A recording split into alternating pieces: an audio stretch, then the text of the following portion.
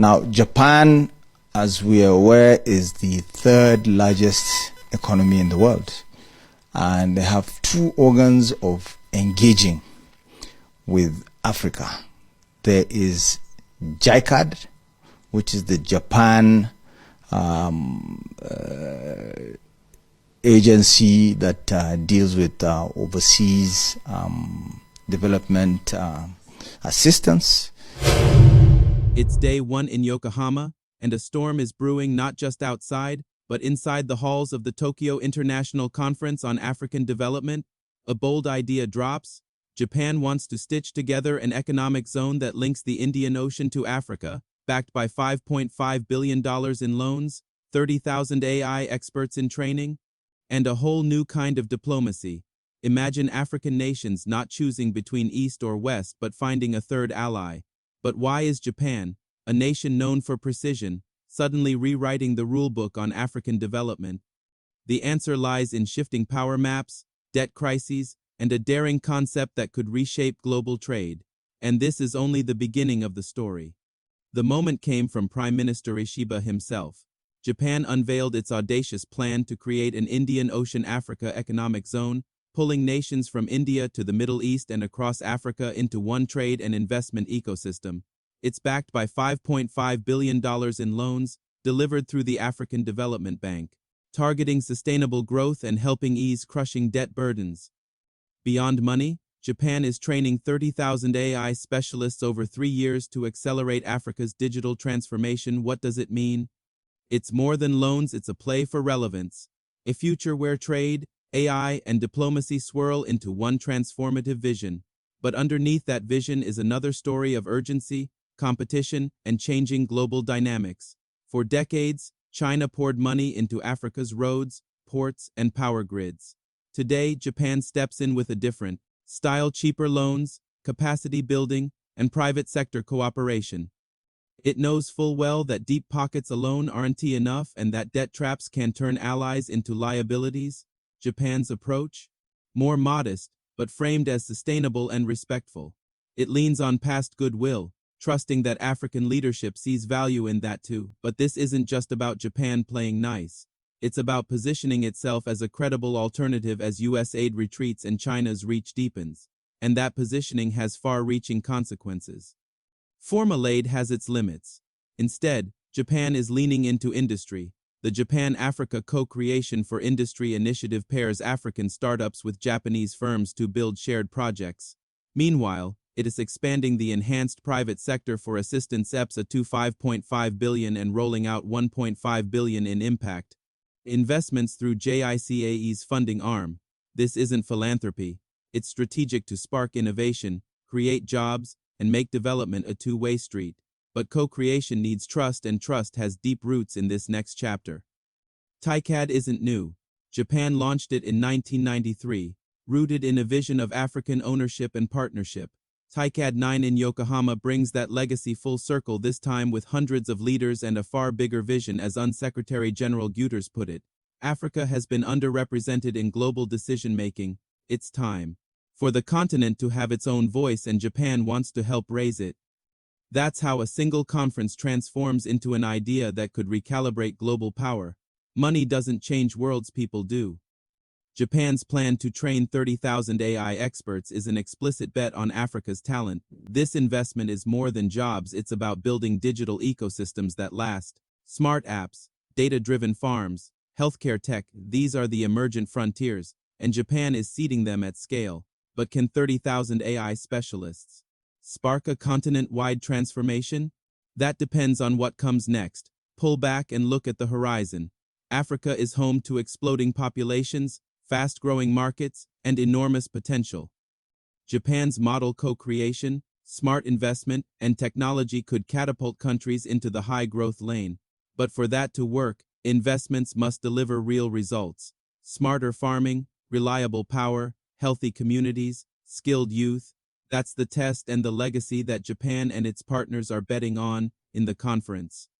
Halls of Yokohama, African leaders lined up to deliver their remarks. From Kenya to Ghana, Ethiopia to South Africa, one message stood out: Africa doesn't just want aid, it wants agency. President William Ruto of Kenya praised Japan's approach, calling it a refreshing model, one that values Africa not as a recipient of charity but as a partner in progress. Ghana's finance minister echoed this sentiment, noting that the continent's debt crisis cannot be solved with handouts, but with smart, affordable credit. The $5.5 billion in low-cost loans comes as many African states face suffocating repayment schedules, much of it owed to Chinese lenders. Japan's pitch was clear: we will help you stand, not lean. But there was also caution. Leaders asked, would this be different from past promises? Could Japan deliver on training tens of thousands of AI specialists, or would Africa be left waiting once again? For now, optimism outweighed doubt. Cameras captured handshakes, smiles, and quiet side meetings where trade deals were whispered into existence.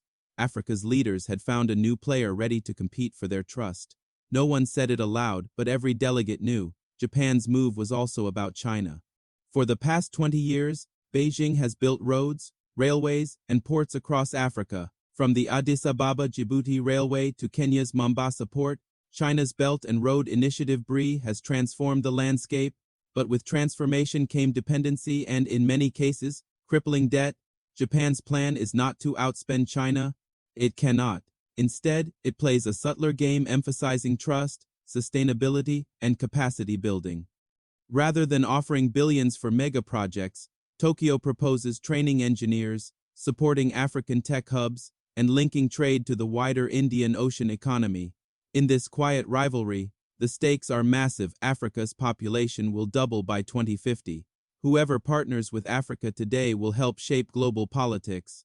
For the next century, Japan knows this. So does China.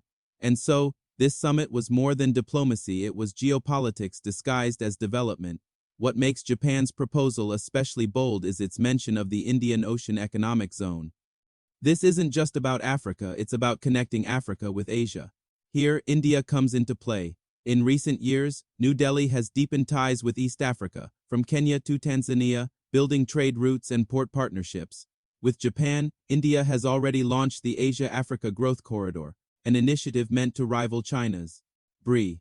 Now, with TICAD 9, Japan is signaling that Africa will no longer be just a destination for aid, it will be the anchor of a new global trade network.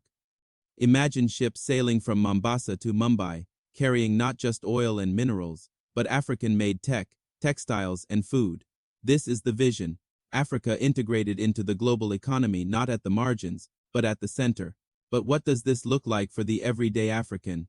For a young coder in Lagos, it could mean scholarships to study AI, backed by Japan's 3000 expert training pledge. For a farmer in Malawi, it could mean access to smart irrigation systems powered by Japanese agritech. For a trader in Dar es Salaam, it might mean lower tariffs, smoother shipping, and access to Asian markets. Japan insists its loans are low-cost and transparent, designed to avoid the debt traps that have plagued previous projects. If true, this could free up national budgets, allowing governments to spend more on schools, healthcare, and infrastructure. Yet promises alone won't change lives. The next few years will be the test. Will Japan's projects move beyond press releases? Or will they get lost in bureaucracy, as so many aid pledges have before? Picture it. A container ship leaves Mombasa, carrying goods made in Africa. It sails through the Indian Ocean, docking in Mumbai, then Yokohama. On board is the future, not just products, but the story of nations bound by trade, innovation, and mutual growth. This is the vision Japan has laid out: an economic zone that links oceans, continents, and people. But visions are fragile. They need action, investment, and above all, belief. The real question isn't whether Japan can deliver. It's whether Africa, Japan, and their partners can trust each other enough to make this vision real. Because if they can, then what was announced at TICAD 9 won't just be a conference headline, it will be remembered as the dawn of a new era in global development. And perhaps decades from now, we will look back at Yokohama and say, this was the moment Africa and Asia reshaped the world.